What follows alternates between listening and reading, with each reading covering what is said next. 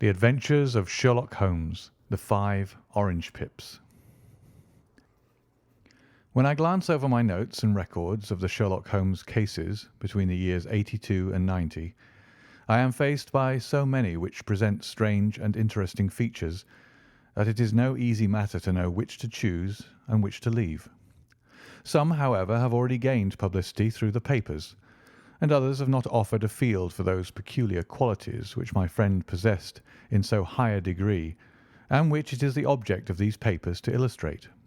Some, too, have baffled his analytical skill, and would be as narratives, beginnings without an ending, while others have been but partially cleared up, and have their explanations founded rather upon conjecture and surmise than on that absolute logical proof which was so dear to him. There is, however, one of these last, which was so remarkable in its details, and so startling in its results, that I am tempted to give some account of it, in spite of the fact that there are points in connection with it which never have been, and probably never will be, entirely cleared up. The year 87 furnished us with a long series of cases of greater or lesser interest, of which I retain the records. Among my headings under this one 12 months I find an account of the adventure of the Paradol Chamber, of the Amateur Mendicant Society who held a luxurious club in the lower vault of a furniture warehouse, of the facts connected with the loss of the British barque Sophie Anderson, of the singular adventures of the Grice Pattersons in the islands of Uffa, and finally of the Camberwell poisoning case.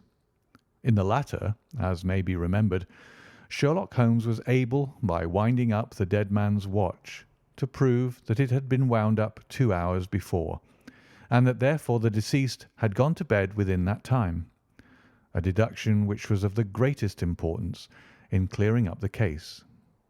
All these I may sketch out at some future date, but none of them present such singular features as the strange train of circumstances which I have now taken up my pen to describe. It was in the latter days of September, and the equinoctial gales had set in with exceptional violence. All day the wind had screamed and the rain had beaten against the windows, so that even here in the heart of great, handmade London we were forced to raise our minds for the instant from the routine of life and to recognise the presence of those great elemental forces which shriek at mankind through the bars of his civilization like untamed beasts in a cage. As evening drew in, the storm grew higher and louder, and the wind cried and sobbed like a child in the chimney. Sherlock Holmes sat moodily at one side of the fireplace, cross-indexing his records of crime, while I at the other was deep in one of Clark Russell's fine sea stories, until the howl of the gale from without seemed to blend with the text, and the splash of the rain to lengthen out into the long swash of the sea waves. My wife was on a visit to her mother's, and for a few days I was a dweller once more in my old quarters at Baker Street. "Why?" said I, glancing up at my companion. "That was surely the bell. Who could come tonight? Some friend of yours, perhaps?" "Except yourself, I have none," he answered. "I do not encourage visitors." "A client, then?" "If so, it is a serious case. Nothing less would bring a man out on such a day and at such an hour, but I take it that it is more likely to be some crony of the landlady's." Sherlock Holmes was wrong in his conjecture, however, for there came a step in the passage and a tapping at the door. He stretched out his long arm to turn the lamp away from himself and towards the vacant chair upon which a newcomer must sit. "Come in," said he. The man who entered was young, some 22 at the outside, well groomed and trimly clad, with something of refinement and delicacy in his bearing. The streaming umbrella which he held in his hand and his long, shining waterproof told of the fierce weather through which he had come. He looked about him anxiously in the glare of the lamp, and I could see that his face was pale and his eyes heavy, like those of a man who is weighed down with some great anxiety. "I owe you an apology," he said, raising his gold pince-nez to his eyes. I trust that I'm not intruding.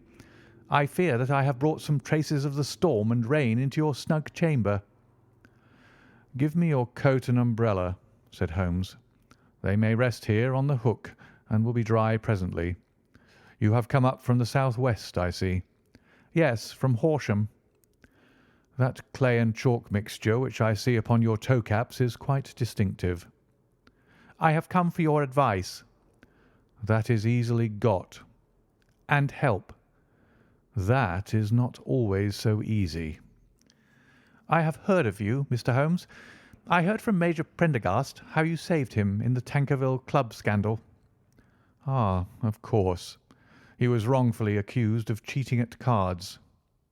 "He said that you could solve anything." "He said too much." "That you are never beaten." "I have been beaten 4 times, 3 times by men, and once by a woman." "But what is that compared with the number of your successes?" "It is true that I have been generally successful."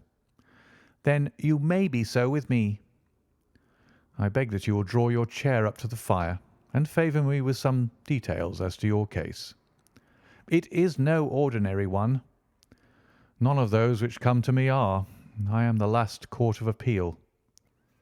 "And yet I question, sir, whether in all your experience you have ever listened to a more mysterious and inexplicable chain of events than those which have happened in my own family." "You fill me with interest," said Holmes. "Pray give us the essential facts from the commencement, and I can afterwards question you as to those details which seem to me the most important." The young man pulled his chair up and pushed his wet feet out towards the blaze. "My name," said he, "is John Openshaw, but my own affairs have, as far as I can understand, little to do with this awful business. It is a hereditary matter, so in order to give you an idea of the facts, I must go back to the commencement of the affair. You must know that my grandfather had 2 sons, my uncle Elias and my father Joseph. My father had a small factory at Coventry, which he enlarged at the time of the invention of bicycling. He was a patentee of the Openshaw unbreakable tyre, and his business met with such success that he was able to sell it and to retire upon a handsome competence. My uncle Elias emigrated to America when he was a young man and became a planter in Florida, where he was reported to have done very well. At the time of the war he fought in Jackson's army, and afterwards under Hood, where he rose to be a colonel. When Lee laid down his arms, my uncle returned to his plantation, where he remained for 3 or 4 years. About 1869 or 1870 he came back to Europe and took a small estate in Sussex, near Horsham. He had made a very considerable fortune in the States, and his reason for leaving them was his aversion to the negroes and his dislike of the Republican policy in extending the franchise to them. He was a singular man, fierce and quick-tempered, very foul-mouthed when he was angry, and of the most retiring disposition. During all the years that he lived at Horsham, I doubt if ever he set foot in the town. He had a garden and 2 or 3 fields round his house, and there he would take his exercise, though very often for weeks on end he would never leave his room. He drank a great deal of brandy and smoked very heavily, but he would see no society and did not want any friends, not even his own brother. He didn't mind me. In fact, he took a fancy to me, for at the time when he saw me first I was a youngster of 12 or so. This would be in the year 1878, after he had been 8 or 9 years in England. He begged my father to let me live with him, and he was very kind to me in his way. When he was sober, he used to be fond of playing backgammon and draughts with me, and he would make me his representative both with the servants and with the tradespeople, so that by the time that I was 16 I was quite master of the house. I kept all the keys, and could go where I liked and do what I liked, so long as I did not disturb him in his privacy. There was one singular exception, however, for he had a single room, a lumber room up among the attics, which was invariably locked, and which he would never permit either me or anyone else to enter. With a boy's curiosity, I have peeped through the keyhole, but I was never able to see more than such a collection of old trunks and bundles as would be expected in such a room. One day, it was in March 1883, a letter with a foreign stamp lay upon the table in front of the colonel's plate. It was not a common thing for him to receive letters, for his bills were all paid in ready money, and he had no friends of any sort. "From India," said he, as he took it up. "Pondicherry postmark. What can this be?" Opening it hurriedly, out there jumped 5 little dried orange pips, which pattered down upon his plate. I began to laugh at this, but the laugh was struck from my lips at the sight of his face. His lip had fallen, his eyes were protruding, his skin the colour of putty, and he glared at the envelope which he still held in his trembling hand. "K, K, K!" he shrieked, and then, my God, my sins have overtaken me." "What is it, uncle?" I cried. "Death," said he, and rising from the table, he retired to his room, leaving me palpitating with horror. I took up the envelope and saw scrawled in red ink upon the inner flap, just above the gum, the letter K 3 times repeated. There was nothing else save the 5 dried pips. What could be the reason of his overpowering terror? I left the breakfast table, and as I ascended the stair, I met him coming down with an old rusty key which must have belonged to the attic in one hand, and a small brass box, like a cash box, in the other. "They may do what they like, but I'll checkmate them still," said he with an oath. "Tell Mary that I shall want a fire in my room to-day, and send down to Fordham the Horsham lawyer." I did as he ordered, and when the lawyer arrived I was asked to step up to the room. The fire was burning brightly, and in the grate there was a mass of black fluffy ashes as of burned paper, while the brass box stood open and empty beside it. As I glanced at the box I noticed with a start that upon the lid was printed the treble K which I had read in the morning upon the envelope. "I wish you, John," said my uncle, "to witness my will. I leave my estate, with all its advantages and all its disadvantages, to my brother, your father, whence it will no doubt descend to you. If you can enjoy it in peace, well and good. If you find you cannot, take my advice, my boy, and leave it to your deadliest enemy. I am sorry to give you such a two-edged thing, but I can't say what turn things are going to take. Kindly sign the paper where Mr. Fordham shows you." I signed the paper as directed, and the lawyer took it away with him. The singular incident made, as you may think, the deepest impression upon me, and I pondered over it and turned it every way in my mind without being able to make anything of it. Yet I could not shake off the vague feeling of dread which it left behind, though the sensation grew less keen as the weeks passed, and nothing happened to disturb the usual routine of our lives. I could see a change in my uncle, however. He drank more than ever, and he was less inclined for any sort of society. Most of his time he would spend in his room, with the door locked upon the inside, but sometimes he would emerge in a sort of drunken frenzy, and would burst out of the house and tear about the garden with a revolver in his hand, screaming out that he was afraid of no man, and that he was not to be cooped up like a sheep in a pen by man or devil. When these hot fits were over, however, he would rush tumultuously in at the door and lock and bar it behind him, like a man who can brazen it out no longer against the terror which lies at the roots of his soul.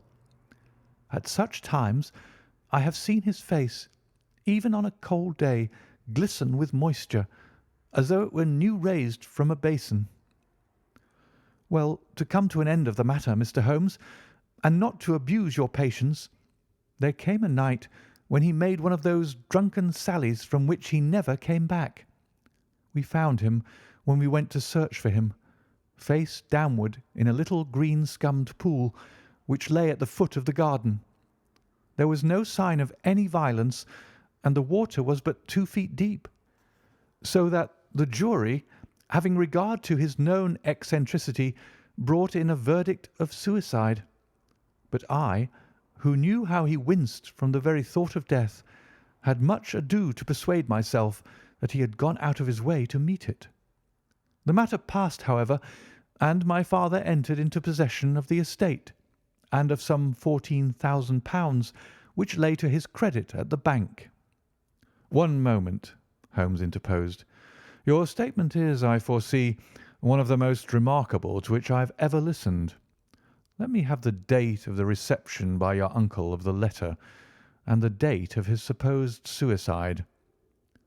"The letter arrived on March 10th, 1883. His death was 7 weeks later, upon the night of May 2nd. "Thank you. Pray proceed." "When my father took over the Horsham property, he, at my request, made a careful examination of the attic, which had been always locked up. We found the brass box there, although its contents had been destroyed. On the inside of the cover was a paper label with the initials of K.K.K. repeated upon it, and letters, memoranda, receipts, and a register written beneath. These, we presume, indicated the nature of the papers which had been destroyed by Colonel Openshaw. For the rest, there was nothing of much importance in the attic, save a great many scattered papers and notebooks bearing upon my uncle's life in America. Some of them were of the war time, and showed that he had done his duty well, and had borne the repute of a brave soldier. Others were of a date during the reconstruction of the Southern States, and were mostly concerned with politics, for he had evidently taken a strong part in opposing the carpet-bag politicians who had been sent down from the North. Well, it was the beginning of '84 when my father came to live at Horsham, and all went as well as possible with us until the January of '85. On the 4th day after the New Year, I heard my father give a sharp cry of surprise as we sat together at the breakfast table. There he was, sitting with a newly opened envelope in one hand and 5 dried orange pips in the outstretched palm of the other one. He had always laughed at what he called my cock and bull story about the colonel, but he looked very scared and puzzled now that the same thing had come upon himself. "Why, what on earth does this mean, John?" he stammered. My heart had turned to lead. "It is K.K.K.," said I. He looked inside the envelope. "So it is," he cried. "Here are the very letters. But what is this written above them?" "Put the papers on the sundial," I read, peeping over his shoulder. "What papers? What sundial?" he asked. "The sundial in the garden. There is no other," said I. "But the papers must be those that are destroyed." "Pooh!" said he, gripping hard at his courage. "We are in a civilized land here, and we can't have tomfoolery of this kind. Where does the thing come from?" "From Dundee," I answered, glancing at the postmark. "Some preposterous practical joke," said he. "What have I to do with sundials and papers? I shall take no notice of such nonsense." "I should certainly speak to the police," I said. "And be laughed at for my pains? Nothing of the sort." "Then let me do so." "No, I forbid you. I won't have a fuss made about such nonsense." It was in vain to argue with him, for he was a very obstinate man. I went about, however, with a heart which was full of forebodings. On the 3rd day after the coming of the letter, my father went from home to visit an old friend of his, Major Freebody, who is in command of one of the forts upon Portsdown Hill. I was glad that he should go, for it seemed to me that he was farther from danger when he was away from home. In that, however, I was in error. Upon the 2nd day of his absence, I received a telegram from the Major imploring me to come at once. My father, had fallen over one of the deep chalk pits which abound in the neighbourhood, and was lying senseless with a shattered skull. I hurried to him, but he passed away without having ever recovered his consciousness. He had, as it appears, been returning from Fareham in the twilight, and as the country was unknown to him and the chalk pit unfenced, the jury had no hesitation in bringing in a verdict of death from accidental causes. Carefully, as I examined every fact connected with his death, I was unable to find anything which could suggest the idea of murder. There were no signs of violence, no footmarks, no robbery, no record of strangers having been seen upon the roads, and yet I need not tell you that my mind was far from at ease, and that I was well nigh certain that some foul plot had been woven round him. In this sinister way I came into my inheritance. You will ask me why I did not dispose of it. I answer because I was well convinced that our troubles were in some way dependent upon an incident in my uncle's life, and that the danger would be as pressing in one house as another. It was in January '85 that my poor father met his end, and 2 years and 8 months have elapsed since then. During that time I have lived happily at Horsham, and I had begun to hope that this curse had passed away from the family, and that it had ended with the last generation. I had begun to take comfort too soon, however. Yesterday morning the blow fell in the very shape in which it had come upon my father. The young man took from his waistcoat a crumpled envelope, and turning to the table he shook out upon it 5 little dried orange pips. "This is the envelope," he continued. "The postmark is London, Eastern Division. Within are the very words which were upon my father's last message, K, K, K. And then put the papers on the sundial." "What have you done?" asked Holmes. "Nothing." "Nothing?" "To tell the truth," he sank his face into his thin white hands, "I have felt helpless. I have felt like one of those poor rabbits when the snake is writhing towards it. I seem to be in the grasp of some resistless, inexorable evil which no foresight and no precautions can guard against." "Tut, tut!" cried Sherlock Holmes. "You must act, man, or you are lost. Nothing but energy can save you. This is no time for despair." "I have seen the police." "Ah!" "But they listened to my story with a smile. I am convinced that the inspector has formed the opinion that the letters are all practical jokes, and that the deaths of my relations were really accidents, as the jury stated, and were not to be connected with the warnings." Holmes shook his clenched hands in the air. "Incredible imbecility!" he cried. "They have, however, allowed me a policeman, who may remain in the house with me." "Has he come with you tonight?" "No, his orders were to stay in the house." Again Holmes raved in the air. "Why did you come to me?" he cried. "And above all, why did you not come at once?" "I did not know. It was only to-day that I spoke to Major Prendergast about my troubles, and was advised by him to come to you." "It is really 2 days since you had the letter. We should have acted before this. You have no further evidence, I suppose, than that which you have placed before us? No suggestive detail which might help us?" "There is one thing," said John Openshaw. He rummaged in his coat pocket, and drawing out a piece of discoloured blue-tinted paper, he laid it out upon the table. "I have some remembrance," said he, "that on the day when my uncle burned the papers, I observed that the small unburned margins which lay amid the ashes were of this particular colour. I found this single sheet upon the floor of his room, and I am inclined to think that it may be one of the papers which has, perhaps, fluttered out from among the others, and in that way has escaped destruction. Beyond the mention of pips, I do not see that it helps us much.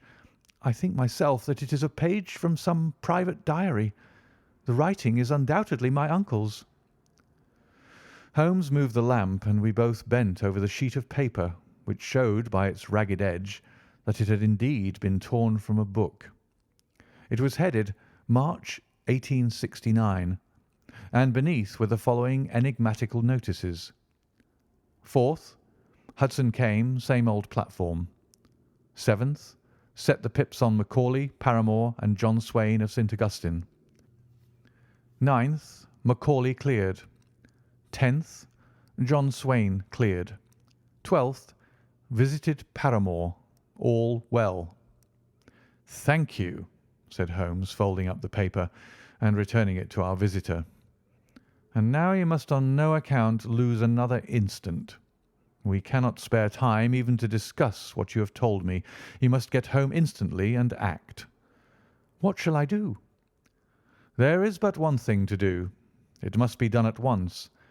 You must put this piece of paper which you have shown us into the brass box which you have described. You must also put in a note to say that all the other papers were burned by your uncle, and that this is the only one which remains. You must assert that in such words as will carry conviction with them. Having done this, you must at once put the box out upon the sundial as directed.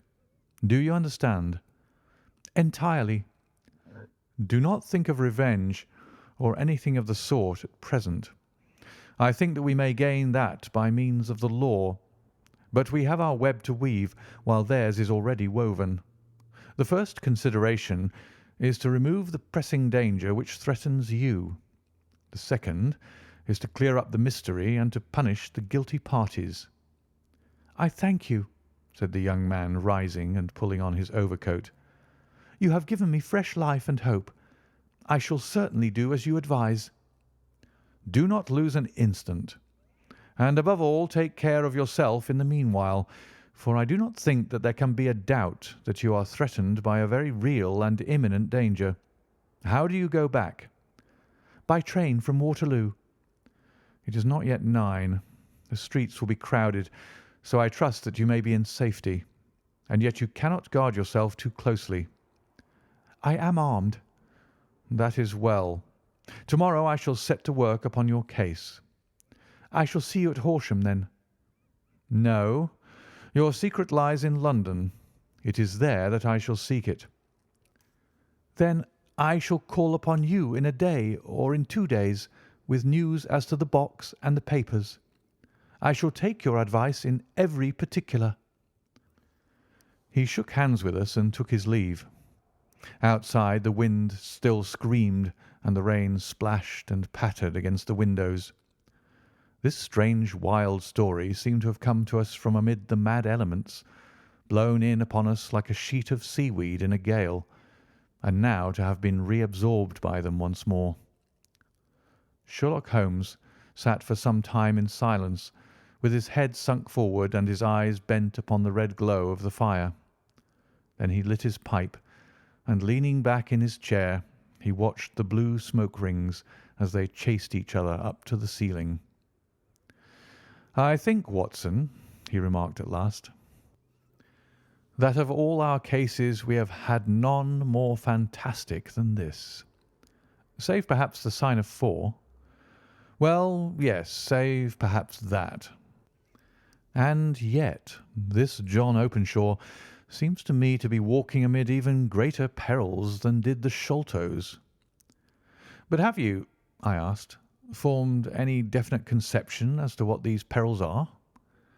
"There can be no question as to their nature," he answered. "Then what are they? Who is this K., and why does he pursue this unhappy family?" Sherlock Holmes closed his eyes and placed his elbows upon the arms of his chair with his finger-tips together. "The ideal reasoner," he remarked, "would, when he had once been shown a single fact in all its bearings, deduce from it not only the chain of events which led up to it, but also all the results which would follow from it. As Cuvier could correctly describe a whole animal by the contemplation of a single bone.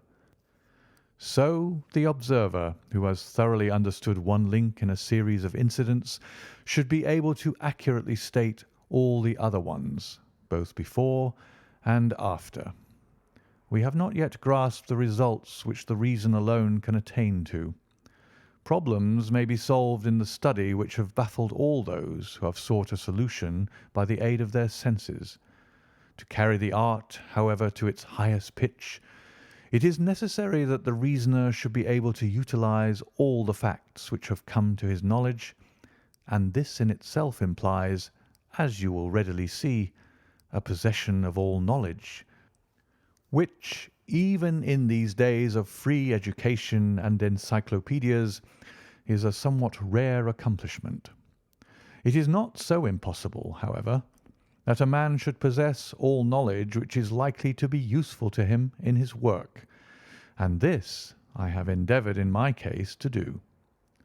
If I remember rightly, you on one occasion, in the early days of our friendship, defined my limits in a very precise fashion. Yes, I answered, laughing. It was a singular document. Philosophy, astronomy, and politics were marked at 0, I remember. Botany variable, geology profound as regards the mudstains from any region within 50 miles of town, chemistry eccentric, anatomy unsystematic, sensational literature and crime records unique, violin player, boxer, swordsman, lawyer, and self-poisoner by cocaine and tobacco. Those, I think, were the main points of my analysis. Holmes grinned at the last item. Well, he said, I say now, as I said then, that a man should keep his little brain attic stocked with all the furniture that he is likely to use, and the rest he can put away in the lumber room of his library, where he can get at it if he wants it. Now, for such a case as the one which has been submitted to us tonight, we need certainly to muster all our resources. Kindly hand me down the letter K of the American Encyclopedia, which stands upon the shelf beside you. Thank you. Now, let us consider the situation and see what may be deduced from it. In the first place, we may start with a strong presumption that Colonel Openshaw had some very strong reason for leaving America. Men at his time of life do not change all their habits and exchange willingly the charming climate of Florida for the lonely life of an English provincial town. His extreme love of solitude in England suggests the idea that he was in fear of someone or something, so we may assume as a working hypothesis that it was fear of someone or something which drove him from America. As to what it was he feared, we can only deduce that by considering the formidable letters which were received by himself and his successors. Did you remark the postmarks of those letters? The first was from Pondicherry, the second from Dundee, and the third from London. From East London. What do you deduce from that? They're all seaports. That the writer was on board of a ship. Excellent. We have already a clue. There can be no doubt that the strong probability, is that the writer was on board of a ship. And now let us consider another point. In the case of Pondicherry, 7 weeks elapsed between the threat and its fulfilment. In Dundee it was only some 3 or 4 days. Does that suggest anything? A greater distance to travel? But the letter had also a greater distance to come. Then I do not see the point. There is at least a presumption that the vessel in which the man or men are is a sailing ship. It looks as if they always send their singular warning or token before them when starting upon their mission. You see how quickly the deed followed the sign when it came from Dundee. If they had come from Pondicherry in a steamer, they would have arrived almost as soon as their letter. But as a matter of fact, 7 weeks elapsed. I think that those 7 weeks represented the difference between the mail boat which brought the letter and the sailing vessel which brought the writer. It is possible, More than that, it is probable. And now you see the deadly urgency of this new case, and why I urged young Openshaw to caution.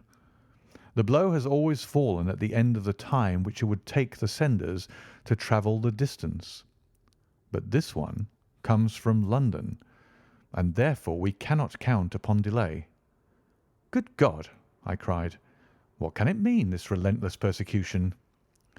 "The papers which Openshaw carried are obviously of vital importance to the person or persons in the sailing ship. I think that it is quite clear that there must be more than one of them. A single man could not have carried out 2 deaths in such a way as to deceive a coroner's jury. There must have been several in it, and they must have been men of resource and determination. Their papers they mean to have, be the holder of them who it may. In this way, you see, KKK ceases to be the initials of an individual and becomes the badge of a society." "But of what society?" "Have you never," said Sherlock Holmes, bending forward and sinking his voice, "have you never heard of the Ku Klux Klan?" "I never have." Holmes turned over the leaves of the book upon his knee. "Here it is," said he presently. "Ku Klux Klan, a name derived from the fanciful resemblance to the sound produced by cocking a rifle. This terrible secret society was formed by some ex-Confederate soldiers in the Southern States after the Civil War, and it rapidly formed local branches in different parts of the country, notably in Tennessee, Louisiana, the Carolinas, Georgia, and Florida. Its power was used for political purposes, principally for the terrorizing of the Negro voters and the murdering and driving from the country of those who were opposed to its views. Its outrages were usually preceded by a warning sent to the marked man in some fantastic but generally recognized shape: a sprig of oak leaves in some parts, melon seeds or orange pips in others. On receiving this, the victim might either openly abjure his former ways, or might fly from the country. If he braved the matter out, death would unfailingly come upon him, and usually in some strange and unforeseen manner. So perfect was the organization of the society, and so systematic its methods, that there is hardly a case upon record where any man succeeded in braving it with impunity, or in which any of its outrages were traced home to the perpetrators. For some years the organization flourished in spite of the efforts of the United States government and of the better classes of the community in the South. Eventually, in the year 1869, the movement rather suddenly collapsed, although there have been sporadic outbreaks of the same sort since that date. "You will observe," said Holmes, laying down the volume, "that the sudden breaking up of the society was coincident with the disappearance of Openshaw from America with their papers. It may well have been cause and effect. It is no wonder that he and his family have some of the more implacable spirits upon their track. You can understand that this register and diary may implicate some of the first men in the South, and that there may be many who will not sleep easy at night until it is recovered." "Then the page we've seen is such as we might expect. It ran, if I remember right, sent the pips to A, B, and C, that is, sent the society's warning to them. Then there are successive entries that A and B cleared or left the country, and finally that C was visited with, I fear, a sinister result for C. Well, I think, Doctor, that we may let some light into this dark place, and I believe that the only chance young Openshaw has in the meantime is to do what I have told him. There is nothing more to be said or to be done to-night, so hand me over my violin, and let us try to forget for half an hour the miserable weather and the still more miserable ways of our fellow men." It had cleared in the morning, and the sun was shining with a subdued brightness through the dim veil which hangs over the great city. Sherlock Holmes was already at breakfast when I came down. "You will excuse me for not waiting for you," said he. "I have, I foresee, a very busy day before me in looking into this case of young Openshaw's." "What steps will you take?" I asked. It will very much depend upon the results of my first inquiries. I may have to go down to Horsham after all." "You will not go there first?" "No, I shall commence with the city. Just ring the bell, and the maid will bring up your coffee." As I waited, I lifted the unopened newspaper from the table and glanced my eye over it. It rested upon a heading which sent a chill to my heart. "Holmes," I cried, "you're too late." "Ah," said he, laying down his cup. "I feared as much. How was it done?" He spoke calmly, but I could see that he was deeply moved. "My eye caught the name of Openshaw and the heading 'Tragedy near Waterloo Bridge.' Here is the account. Between 9 and 10 last night, Police Constable Cook of the H Division on duty near Waterloo Bridge heard a cry for help and a splash in the water. The night, however, was extremely dark and stormy, so that in spite of the help of several passers-by, it was quite impossible to effect a rescue.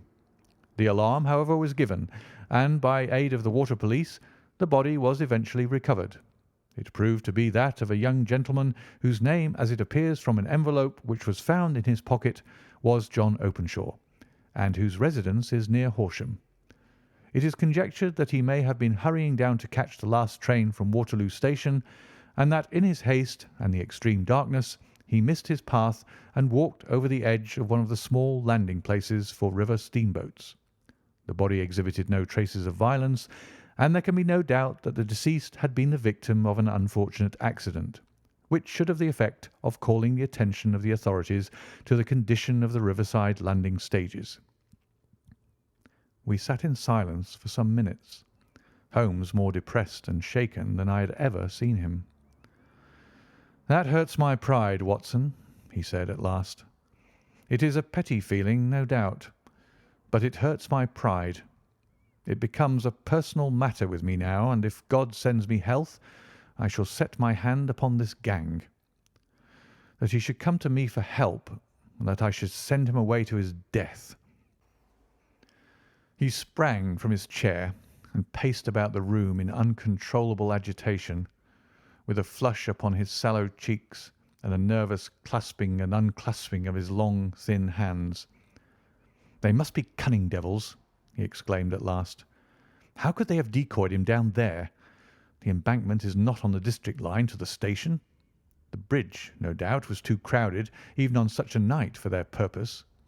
Well, Watson, we shall see who will win in the long run. I am going out now." "To the police?" "No, I shall be my own police. When I have spun the web they may take the flies, but not before." All day I was engaged in my professional work, and it was late in the evening before I returned to Baker Street. Sherlock Holmes had not come back yet. It was nearly 10 o'clock before he entered, looking pale and worn. He walked up to the sideboard, and tearing a piece from the loaf, he devoured it voraciously, washing it down with a long draught of water. "You are hungry?" I remarked. "Starving. It had escaped my memory. I have had nothing since breakfast." "Nothing?" "Not a bite. I had no time to think of it." "And how have you succeeded?" "Well, you have a clue?" "I have them in the hollow of my hand. Young Openshaw shall not long remain unavenged. Why, Watson, let us put their own devilish trademark upon them. It is well thought of." "What do you mean?" He took an orange from the cupboard, and tearing it to pieces, he squeezed out the pips upon the table. Of these he took 5 and thrust them into an envelope. On the inside of the flap he wrote S.H. for J.O. Then he sealed it and addressed it to Captain James Calhoun, Bark Lone Star, Savannah, Georgia. "That will await him when he enters port," said he, chuckling. "It may give him a sleepless night. He'll find it as sure a precursor of his fate as Openshaw did before him." "And who is this Captain Calhoun?" "The leader of the gang. I shall have the others, but he first." "How did you trace it, then?" He took a large sheet of paper from his pocket, all covered with dates and names. "I have spent the whole day," said he, "over Lloyd's registers and files of the old papers, following the future career of every vessel which touched at Pondicherry in January and February in '83. There were 36 ships of fair tonnage which were reported there during those months. Of these, one, the Lone Star, instantly attracted my attention, since, although it was reported as having cleared from London, the name is that which is given to one of the states of the Union. Texas, I think. I was not and am not sure which, but I knew that the ship must have an American origin. What then? I searched the Dundee records, and when I found that the barque Lone Star was there in January '85, my suspicion became a certainty. I then inquired as to the vessels which lay at present in the port of London. Yes, the Lone Star had arrived here last week. I went down to the Albert Dock and found that she had been taken down the river by the early tide this morning, homeward bound to Savannah. I wired to Gravesend and learned that she had passed some time ago, and as the wind is easterly, I have no doubt that she is now past the Goodwins and not very far from the Isle of Wight." "What will you do, then?" "Oh, I have my hand upon him. He and the two mates are, as I learn, the only native-born Americans in the ship. The others are Finns and Germans. I know also that they were all three away from the ship last night. I had it from the stevedore, who's been loading their cargo. By the time that their sailing ship reaches Savannah, the mailboat will have carried this letter, and the cable will have informed the police of Savannah that these three gentlemen are badly wanted here upon a charge of murder.